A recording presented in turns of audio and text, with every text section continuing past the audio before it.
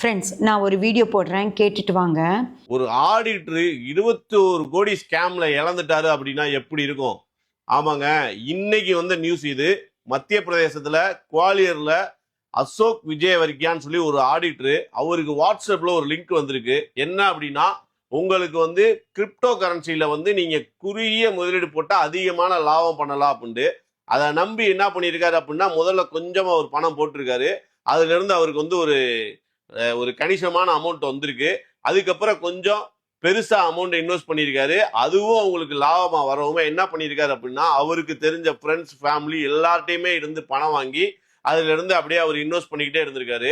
கிட்டத்தட்ட 21 கோடி அவருக்கு வரவும் அவரோட கிரிப்டோ கரன்சில 21 கோடிக்கு மேல பணம் சேர்ந்துருச்சு. ஸோ மொத்தமா பல்கா அவர் வித்ட்ரா பண்ணிடலாம் அப்படின்னு சொல்லிட்டு அவர் அந்த கம்பெனியை கான்டாக்ட் பண்ணியிருக்காரு.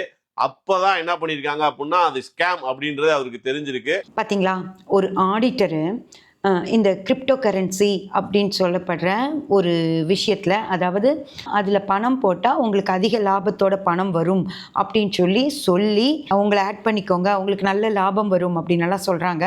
ஃப்ரெண்ட்ஸ் மூலமாக தான் அவங்களுக்கு கொஞ்சம் பணம் வருது. அதை உடனே அடுத்தவங்களுக்கு சொல்லி நீ பணம் போடு அப்படின்னு சொல்கிறாங்க. ஆனால் ஒரு ஆடிட்டரே பல கோடிகள் இழந்திருக்காரு அப்படின்னு சொல்கிறாங்க. கேட்டிங்களா? அதுவும் எப்போனா கொஞ்ச நாள் கழித்து, அதாவது முதல்ல கொஞ்சம் பணம் போடுறார், அது ஒரு 6 மாதம் போகுது, அப்புறம் கொஞ்சம் பணம் போடுறார், அப்புறம் ஒரு 6 மாதம் போகுது, அப்புறம் கொஞ்சம் பணம் போடுறார், அது ஒரு 6 மாதம் 1 வருஷம் போகுது. அதுக்கப்புறம் தான் அதெல்லாம் பார்த்துட்டு அவர் நிறைய பணத்தை போட்டு ஏமாறுறார். ஆடிட்டர்னா அவங்களுக்கு என்னன்னு தெரியும். நம்ம பணத்தை நம்ம ஏமாந்துடாமல் நமக்கு கவனமாக நமக்கு சொல்லி கொடுக்குற ஒரு ஆடிட்டரே இவ்வளோ பணத்தை இழந்திருக்கார் அப்படிங்கிறப்போ நீங்கள்லாம் ஏமாத்துறோம். புரிஞ்சுதா? அதனால் நிறைய பேர் என்கிட்ட ஜாதகம் பார்க்கும்போது ஷேர்ஸில் போடலாமாம்மா, கிரிப்டோ கரன்சின்னு வந்திருக்கே அதில் போடலாமா அப்படியெல்லாம் கேட்குறீங்க. நான் நிறைய பேருக்கு உங்களுக்கு நேரம் சரியில்லை பண்ணாதீங்கன்னு சொல்லியிருக்கேன். அதையும் மீறி ஒரு பொண்ணு பண்ணிவிட்டு என்கிட்ட அப்புறம் அழுதாங்க, அம்மா ஏகப்பட்ட பணம் அதில் எனக்கு எப்படி பண்ணுறதுன்னு தெரியாமல் போயிடுச்சுன்னு சொல்லி. அதனால் தயவு செஞ்சு எல்லோரும் யோசித்து செய்யுங்க. அவசரப்பட்டு செஞ்சு இருக்கிற பணத்தையும் இழந்துடாதீங்க ஃப்ரெண்ட்ஸ். ரொம்ப ரொம்ப கவனம்.